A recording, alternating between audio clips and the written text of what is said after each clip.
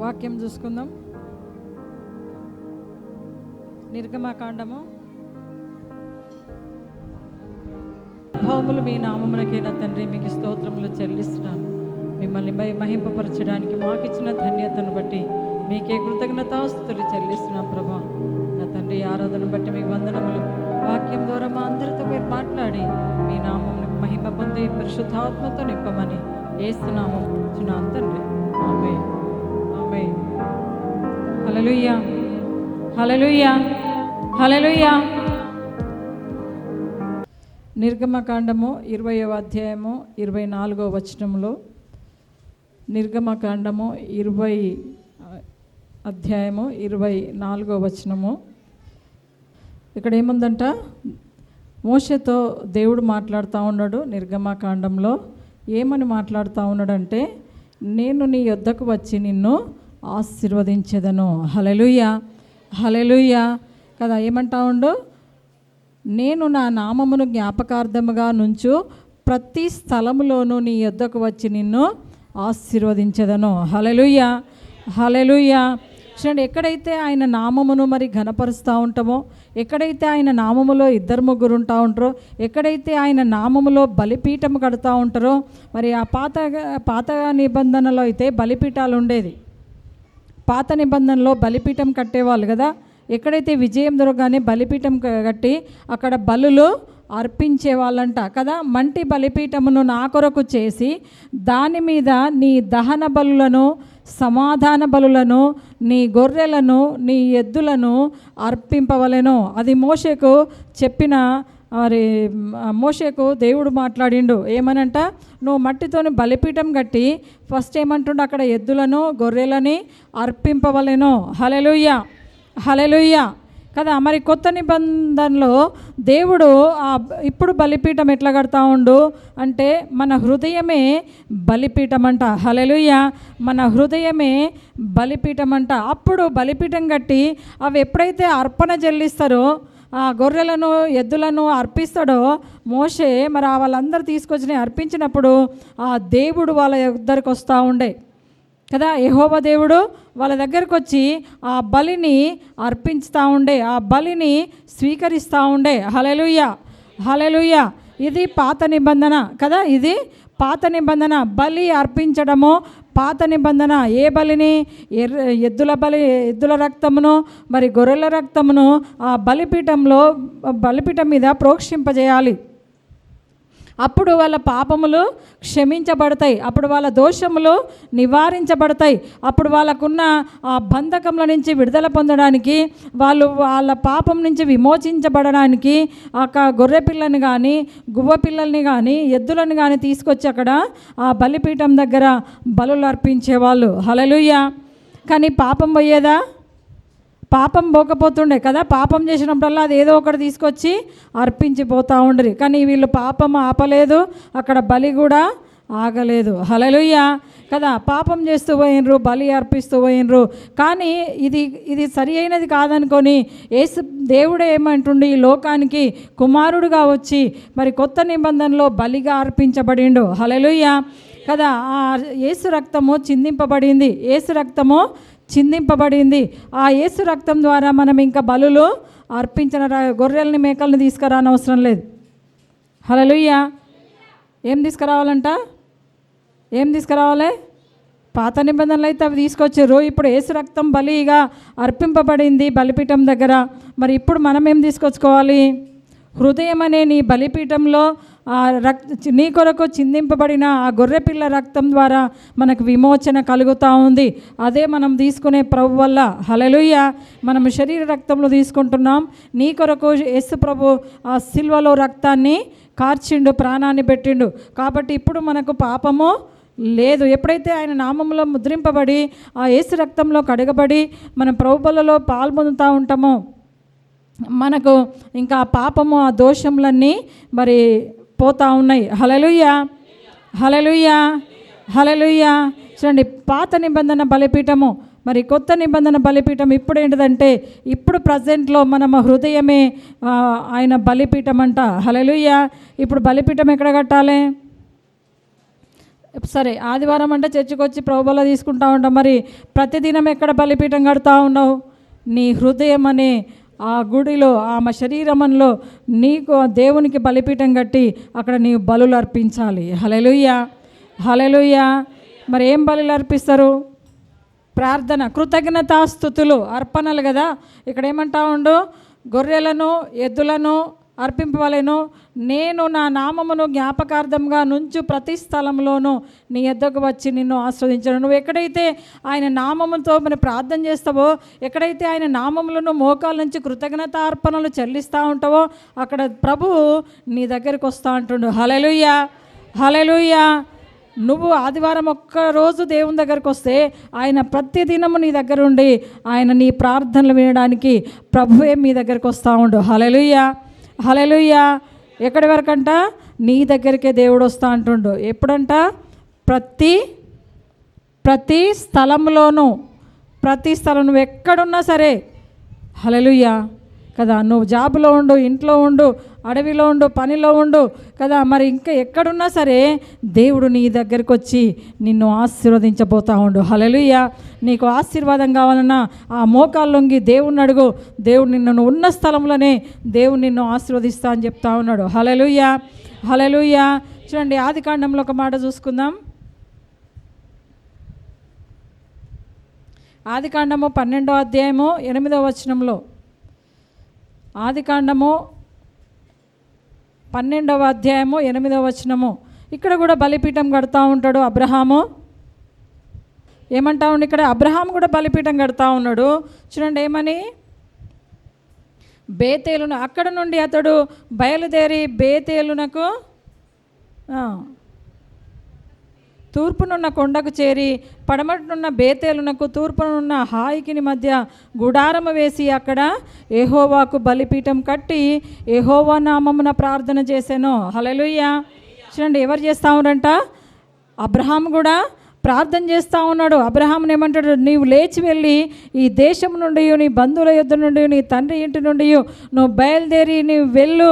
నేను అక్కడ నీ చూపించిన ప్రాంతంలో నువ్వు హాయికి మధ్య మరి తూర్పున గుడారం వేసి అక్కడ నువ్వు ఒక బలిపీఠము కట్టు అంటా ఉండు. హల్లెలూయా. ఎవరికి చెప్తా ఉండంట? అబ్రహాంతో దేవుడు మాట్లాడుతూ ఉండు. యెహోవా నీవు లేచి నీ దేశం నుండి, నీ బంధువుల యొద్ద నుండి, నీ తండ్రి ఇంటి నుండి బయలుదేరి నేను నీకు చూపించు దేశమునకు వెళ్ళుము. హల్లెలూయా. ఆ వెళ్ళిన ప్రదేశంలో మరి ప్రభు మళ్ళీ చెప్తా ఉండు, నువ్వు అక్కడ బలిపీఠము కట్టు. ఏ నామంలో? యెహోవా నామముల ప్రార్థన చేశాను. అబ్రహాము ఇంకా ప్రయాణం చేయొచ్చు దక్షిణకు దిక్కును వెళ్ళాను. హల్లెలూయా. చూడండి, తూర్పు నుండి మరి వెళ్తా ఉన్నాడు ప్రయాణమై, మరి దక్షిణం దాకా వెళ్ళి అక్కడ మధ్యలో మార్గ మధ్యంలో దేవుడు మాట్లాడిండు, నువ్వు బలిపీఠం కట్టమని. హల్లెలూయా, హల్లెలూయా. చూడండి, మరి మోషేకు చెప్పిండు నీవు బలిపీఠము కట్టమని. ఎందుకంటే ఎప్పుడైతే బలిపీఠం కడతా ఉంటామో మరి అక్కడ దేవుడి సన్నిధి దిగుతూ ఉంటుంది కదా. బలిపీఠం కట్టకపోతే దేవుని సన్నిధి లేదు కదా, ఎక్కడికి వెళ్ళాలో అర్థం కాదు. ఎప్పుడైతే బలిపీఠం కట్టినప్పుడు దేవుడు మనకు మార్గం తెలియబరుస్తూ ఉంటాడు. ఆ కృతజ్ఞతాస్తులు చెల్లించినప్పుడు దేవుని సన్నిధి మన మధ్యకు దిగుతూ ఉంటుంది. హల్లెలూయా. చూడండి, అక్కడ నుండి ఆ బలిపీఠము ఆదికాండంలో కట్టిండు. మరి అబ్రహాంతో దేవుడు మాట్లాడి దేవుడి కాపుదల మరి ఆ ప్రజలకందరికీ, ముఖ్యంగా అబ్రహాంకి దేవుడు అనుగ్రహించిండు. చూడండి, ఇంకొకసారి బలిపీఠం కట్టబడింది. అది ఎక్కడ చూద్దాము? మొదటి రాజుల గ్రంథము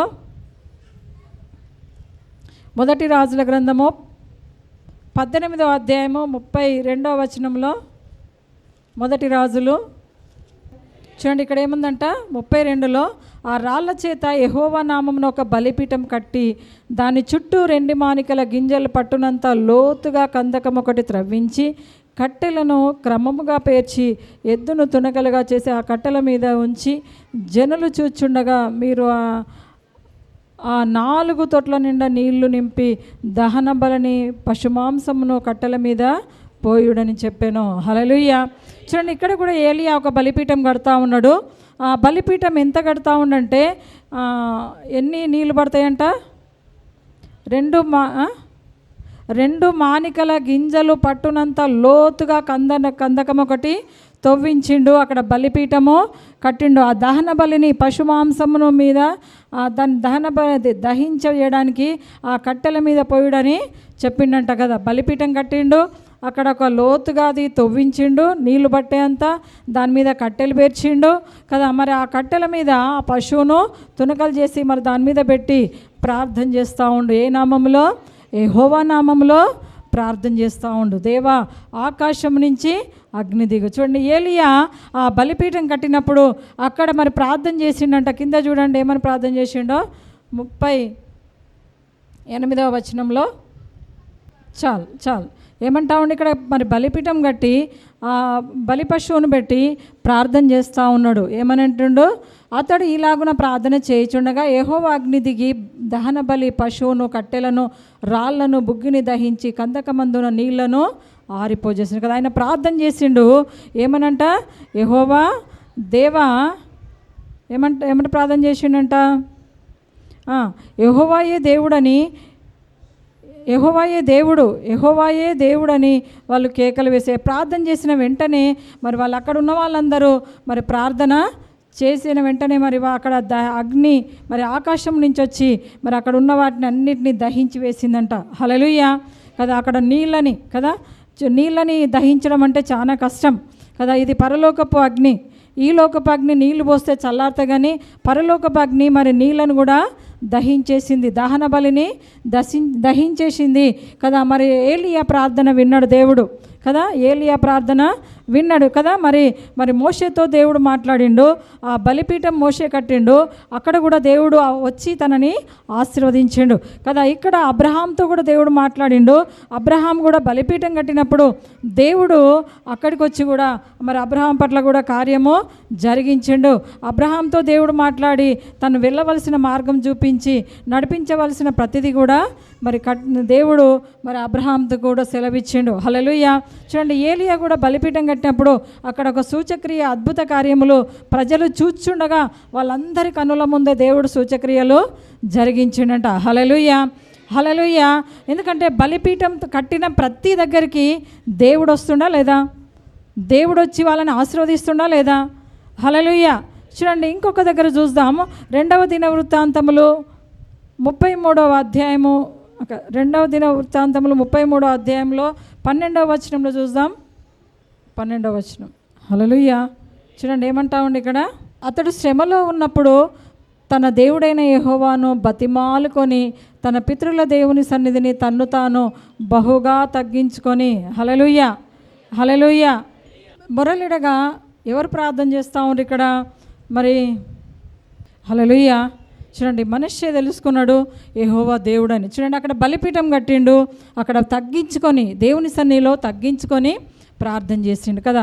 మనం బలిపీఠం కట్టాలంటే మొట్టమొదట మనకు తగ్గింపు కావాలి. మోకాల్లోంచి హృదయపూర్వకమైన ఆరాధన ఎప్పుడైతే చెల్లిస్తూ ఉంటామో అప్పుడు దేవుడు మీ దగ్గర దిగి దేవుడు మీ జీవితంలో కార్యాలు జరిగిస్తూ ఉంటాడు. కాబట్టి బలిపీఠం కట్టడం అంటే మరి దేవునికి కృతజ్ఞతాస్తులు చెల్లించడము, తగ్గింపు కలిగి ఉండడము, ముఖ్యంగా ప్రార్థనలో ఉండడము కదా. ఎప్పుడైతే మనం ప్రార్థన చేస్తూ ఉంటామో అలాంటి గొప్ప జీవితాలు, మీ జీవితాల్లో దేవుడు గొప్ప కార్యాలు జరిగిస్తూ ఉంటాం. మన ఆత్మీయ ఎదుగుదల వస్తూ ఉంటుంది కదా. వీళ్ళందరూ కూడా ఆ దేవుని వెంబడించిండ్రు, ఆత్మీయ జ్ఞానాన్ని సంపాదించుకున్నారు, ఆ పరిశుద్ధాత్మ నడిపింపుతో వాళ్ళు సేవ చేసిండ్రు కదా. ప్రతి బిడ్డలు ఈరోజు మీరున్నారు, ఈరోజు ఏ తరం పాత నిబంధనలో ఉన్నారా, కొత్త నిబంధనలో ఉన్నారా? కొత్త నిబంధనలో లాస్ట్ తరములో ఉంటా ఉన్నారు మీరు. ఏ తరం అంటే ఇది? లాస్ట్ తరం అంటే బెంజమిను తరము కదా. ఏ తరం అంట? బెంజమిన్ తరము. బెంజమిన్ తరమే, ఇంకా వేరే తరాలు లేవు. ఇక వచ్చిందంటే మన తరమే. ఇక హల్లెలూయా. నెక్స్ట్ ఎవరి తరం ఉంటుంది? బెంజమిన్ తర్వాత మీ తరమే. ఇక అడగండి, అనుకోండి, దేవై తర్వాత నెక్స్ట్ మా తరమే ఉంటుందని. హల్లెలూయా. మరి మీ తరంలో ఉన్నారు, మీరెంత ధన్యులు కదా. దేవుని రాకల్లో ఉన్నాము. ఆయన కృప మరి కొన్ని 1000 తరముల వరకు మరి చూపించే ఆ కృపలో మనం ఉంటున్నాం కాబట్టి మనము చాలా ధన్యులం. కాబట్టి ఈ దేవుడు మిమ్మల్ని ఆశీర్వదించాలంటే మీరు ఒకటే పెట్టుకోవాలి, మీ కుటుంబంలో మీ బలిపీఠము కట్టబడాలి. హల్లెలూయా. బలిపీఠం కట్టాలంటే ఇంత మన్ను ఇందాక చెప్పిండు కదా, మోషేకి చెప్పినట్టు తెచ్చి కడతారా? ఏలియా తెచ్చి కట్టినట్టు కడతారా? అబ్రహాం తెచ్చి కట్టినట్టు కడతారా? మరి మనష్షే కట్టినట్టు కడతారా? ఎట్లా కట్టాలి? ప్రార్థనతోని. హల్లెలూయా, హల్లెలూయా. ప్రతి కుటుంబములో ఒక బలిపీఠం ఉండునుగాక కదా. ప్రతి హృదయంలో ఆ బలిపీఠం మీద నిత్యము అగ్ని ఉండునుగాక. హల్లెలూయా. ఆ కాలంలో బలిపీఠం కట్టిన దగ్గర నుండి ఎప్పుడు అగ్ని ఆరదంట, ఎప్పుడు అక్కడ నిప్పు రగులుతూనే ఉండాలంట, ఎప్పుడు చల్లారకూడదంట. అట్లా మరి ఇప్పుడు కూడా మన బలిపీఠం కూడా మనం ఆరాధించే ఆ దేవుడు దహించి అగ్ని ఉన్నాడు, నీలో అగ్ని మండుచూ ఉండాలంట. హల్లెలూయా. నీలో ఆ మంట ఎప్పుడు రగులుతూ ఉండాలి. ఆ మంట ఎప్పుడైతే రగులుతూ ఉంటుందో నువ్వు ఏదైతే ప్రార్థన చేస్తావో దానికి విడుదల దొరుకుతూ ఉంటుంది. ఏదైతే నువ్వు తగ్గించుకొని నువ్వు దేవుని దగ్గర ఆరాధిస్తూ ఉంటావో నీ ఆరాధనకు దేవుడు దిగి అక్కడ సన్నిధిలో నీ ప్రార్థనను అంగీకరిస్తూ ఉంటాడంట. హల్లెలూయా. కాబట్టి ఆ అంగీకారము దేవునికి ఇష్టంగా ఉండాలంటే నీ హృదయము, నీ తలంపులు, నీ యొక్క ఆలోచనలు ఆయనకి ఇష్టమై ఉండాలంట. హల్లెలూయా. కాబట్టి అలాంటి ఆరాధన మనము చేయగలగాలి. అలాంటి ఆరాధన మనము దేవునిలో మనము తగ్గించుకొని చేయడం నేర్చుకోవాలి. అప్పుడు మీ జీవితంలో దేవుడు గొప్ప కార్యములు చేస్తా అని చెప్తా ఉన్నాడు. ఆనాడు అబ్రహామును దీవించిన, అబ్రహామా నువ్వు వెళ్ళు నేను పంపించి చోటుకన్నప్పుడు అబ్రహాము ఏం ఆలోచించలే, ప్రభువు చెప్పిన మాట ప్రకారం వెళ్ళిండు, అక్కడ ఎంతగానో ఆశీర్వదింపబడిండు. హల్లెలూయా కదా. ఆయనకే కొదవలేదంట. ఆయనకు ఒంటెలు, గుర్రాలు, రథాలు, సైన్యాలు కదా, మేకలు, మరి ఇంకా గొర్రెలు అన్నీ కూడా సమృద్ధిగా దేవుడు ఆయనకు అనుగ్రహించిండు. చూడండి, ఒకటే మనం నేర్చుకోవాలి. దేవుణ్ణి ఎప్పుడైతే నువ్వు వెంబడిస్తావో, దేవుని మాటకు ఎప్పుడైతే నువ్వు లోబడతావో, దేవునిలో నువ్వు ఎప్పుడైతే తగ్గించుకొని ప్రార్థన చేస్తూ ఉంటావో నీకు నీ జీవితంలో ఏ కొదవ ఉండదంట. దేవుడు సమృద్ధి దేవుడు నీకు అనుగ్రహిస్తాడు. మీరు అడిగి ఊహించిన దానికంటే కూడా అత్యధికంగా దేవుడు ఇవ్వబోతా ఉండు. హల్లెలూయా, హల్లెలూయా, హల్లెలూయా. కాబట్టి ఈ దినము ఎవరైతే ఏది అయితే ఆశతో వచ్చిర్రా ఒకటి నేర్చుకోండి. ఆయన సన్నిధిలో నువ్వు బలిపీఠం కడుతున్నావా? ఆయన సన్నిధి నువ్వు ఆరాధిస్తున్నావా? ఆయన సన్నిధి నీతో ఉందా? మనం జ్ఞాపకం చేసుకోవాలి. ప్రతి ఒక్కరము మనం జ్ఞాపకం చేసుకొని ప్రభువుకు సమయం ఇద్దాం. దేవుని శక్తి కొరకు మనం కనిపెడదాం. ఎందుకంటే దేవుని రాకడ అతి త్వరగా ఉంది. ఆయన రాకల్లో మనం ఎత్తబడాలంటే, మన తరము ఆయన రాజ్యంలో ఉండాలంటే నీవెట్లుండాలంట? బలిపీఠం కట్టాలి. రోషంతో బలిపీఠం కట్టాలి. ఆ రోషం గల దేవుడిని నామంలో నీవు ఉన్నావు కనుక మీరు ప్రతి ఒక్కరూ బలిపీఠములు కడతారా? హల్లెలూయా. ఎక్కడ కడతారు బలిపీఠాలు? ఎక్కడ కడతారు? ఎక్కడ కడతావు? హృదయంలో. మీ శరీరమే ఆయన మందిరం అంట. ఆయన మందిరంలో నీ బలిపీఠం కడతావా? కడతారా బలిపీఠం? కడతారా బలిపీఠం? ఎంతమంది కడతారు? హల్లెలూయా. ఎప్పుడైతే బలిపీఠం కట్టబడుతుందో ఆయనకి ఇష్టమైన ఆరాధన కట్ట, ఆయన మన మధ్య దిగుతాడు నిన్ను ఆశీర్వదించడానికి. నువ్వు ఎక్కడ కూర్చున్నా, ఎక్కడ నిలబడ్డా కూడా దేవుని నామంలో నువ్వు బలిపీఠం కట్టబడితే నిన్ను దేవుడు అత్యధికంగా ఆశీర్వదిస్తూ అంటుండు. హల్లెలూయా కదా. మొట్టమొదట మందిరం కట్టినప్పుడు కూడా సొలొమోను బలిపీఠం కట్టగలిగిండు. హల్లెలూయా, హల్లెలూయా, హల్లెలూయా. ఆయన రెండు శరీరం మందిరం కట్టిండు, మళ్ళీ మందిరంలో బలిపీఠం కూడా కట్టిండు కదా. మనం కూడా మరి మన శరీరం అనే మందిరం కట్టబడాలి. మీ జీవితాలు కట్టబడాలి కదా. మరి మందిరాల దగ్గర మరి మందిరంలో బలిపీఠం కూడా కట్టబడాలి. ఎప్పుడైతే బలిపీఠం దగ్గర మీరు మొరపెడతారో మీకు సమాధానం కలుగుతూ ఉంటుంది, సంతోషం కలుగుతూ ఉంటుంది. పాత నిబంధనలో ఆ బలులు తీసుకొని వచ్చినప్పుడు వాళ్ళకి వెంటనే సమాధానం దొరికేదంట. హల్లెలూయా. ఎందుకొరకు బలిపీఠం బలి అర్పించేవాళ్ళు? సమాధానం కొరకు. సమాధాన బలి తీసుకొచ్చేవాళ్ళు కదా. ఇంకా అర్పణలు తీసుకొచ్చేవారు. అర్పణలు అంటే ఏంటివి? వాళ్ళు సంపాదించిన దాంట్లో అవి తీసుకొని వస్తువులు కానీ మరి ఇంకా ధాన్యములు కానీ ఏదైతే సరే అది అర్పణగా తీసుకొని మందిరానికి వచ్చేవాళ్ళు కదా. మరి వాళ్ళ తొలిచూరు పిల్లల్ని కూడా మరి జ్యేష్ఠ పిల్లల్ని కూడా దేవునికి అర్పణగా ఇచ్చేవాళ్ళు సేవకునిగా. హల్లెలూయా. చూడండి, మరి దేవుడు మిమ్మల్ని ఏమన్నా అడిగిండా? హల్లెలూయా కదా. అవన్నీ కాదు కానీ మీరు అవన్నీ ఏమి ఇయ్యనవసరం లేదు, కానీ ఇప్పుడు మీ హృదయం దేవునికి ఏమంటా ఉండు. హల్లెలూయా కదా. మీ హృదయమును దేవునికి అర్పించి మీ హృదయములో ఆయనకు బలిపీఠం కట్టినప్పుడు మీరు ఆరాధించే ఆరాధనలో దేవుడు దిగుతాడు, దేవుడు మహిమ పొందుతా అంటుండు. ఆయన నామములో మీరు బలిపీఠము కట్టాలంట. చూడండి యాకోబు పత్రికలో ఒక మాట చూసుకుందాం. యాకోబు పత్రిక 4వ అధ్యాయము 7వ వచనం చదవండి. చాలా ఏమంటా ఉండు, దేవునికి లోబడి ఉండు, అపవాదిని ఎప్పుడైతే మీరు దేవునికి లోబడి తగ్గించుకొని మరి ఎప్పుడైతే ప్రార్థన చేసి దేవునికి హత్తుకొని ఉంటారో అప్పుడు అపవాదిని ఎదిరించినట్టంట. హల్లెలూయా. దేవునికి లోబడకపోతే అపవాదిని ఎదిరించినట్టు, అది మిమ్మల్ని దానికి లోబడినట్టు అవుతుంది కదా. దేవునికి లోబడాలంటే ఏం చేయాలి? మీరు బలిపీఠం కట్టాలి, తగ్గించుకుండాలి, ప్రార్థన చేయాలి, దేవుణ్ణి ఆరాధిస్తుండాలి. అప్పుడు అపవాదికి చోటు దొరకదంట. హల్లెలూయా కదా. అపవాదికి చోటిస్తారా? దేవునికి చోటిస్తారా? దేవునికి చోటించాలంటే మీ హృదయం అనే బలిపీఠము, హృదయము బలిగా దేవుని మీద ప్రోక్షింపబడాలి బలిపీఠం దగ్గర. అప్పుడు మీ జీవితంలో దేవుడు గొప్ప కార్యాలు జరిగిస్తాడు. దేవుడు నూతన ద్వారాలు దేవుడు తెరుస్తా అంటుండు. హల్లెలూయా, హల్లెలూయా, హల్లెలూయా, హల్లెలూయా. ఎందుకంటే మరి అంత్య దినాలలో ఉన్నాం కాబట్టి చాలా జాగ్రత్తగా ఉండాలి. అపవాది రకరకాల శ్రమలు పెట్టి శోధనలు పెట్టి తీసుకొస్తా ఉంది కాబట్టి అలాంటి శ్రమలలో మనం ఉండకుండా ఉండాలంటే దేవుని హత్తుకొని ఉండాలి, ప్రార్థన చేసుకోవాలి, తగ్గించుకోవాలి, దేవుని అభిషేకం మీ మీద ఉండాలి. అప్పుడు అపవాదిని జయిస్తాం. మన శ్రమలని మన సమస్యలను జయించి నూతన సంతోష సమాధానంతో దేవుడు మిమ్మల్ని మీ కుటుంబాలను నింపునుగాక. మీరు అనుకున్న ప్రతి కార్యమును దేవుడు సఫలం చేస్తాడంట. ప్రతి కార్యమును దేవుడు సఫలం చేయబోతా ఉండు. హల్లెలూయా, హల్లెలూయా, హల్లెలూయా. కాబట్టి బలిపీఠము కట్టాలి. ఎవరు కట్టిండ్రు? మోషే కట్టిండు కదా. ఇజ్రాయెల్ని రక్షించడానికి అబ్రహాం కట్టిండు కదా, దేవుడు మాటకు లోబడి. మరి ఇంకా ఏలియా కట్టిండు, అక్కడ ఉన్న ప్రజలకు కనువిప్పి కలిగి వాళ్ళందరూ విడుదల పొందడానికి కదా. మరి ఇంకా మరి సొలొమోన్ కట్టిండు, అక్కడ ఇజ్రాయేలు మరి సూచనగా ఎప్పుడు మందిరం ఉండడానికి. ప్రభు అక్కడ వాళ్ళు ఎక్కడ కట్టినా కూడా దేవుడు దిగిండా లేదా? దిగిండా లేదా? మరి మీరు కడితే దేవుడు దిగడా? దిగుతాడు. కాబట్టి మనం సమయాన్ని వ్యర్థంగా పోనీయొద్దు.